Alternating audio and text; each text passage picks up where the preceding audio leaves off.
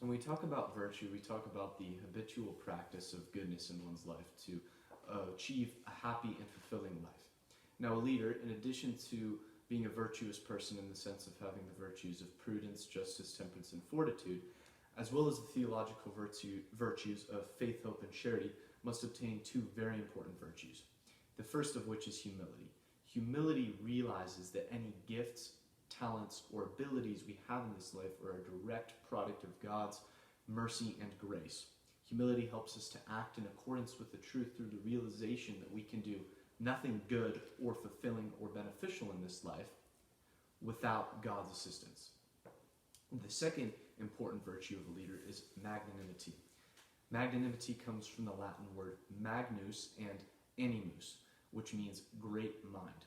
Magnanimity is the virtue of constantly striving for excellence.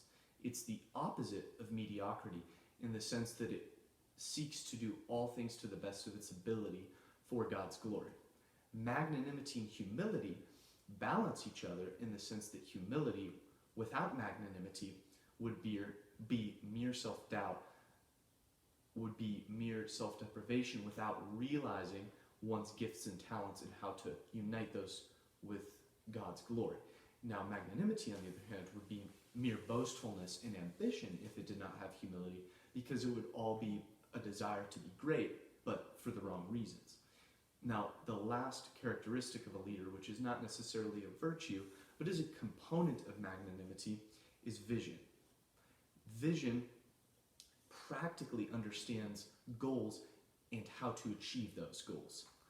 Vision realizes the capabilities of oneself and the capabilities of others and how to bring out the best in others and in oneself by setting up goals, knowing how to achieve those goals, and for being realistic and practical in those situations.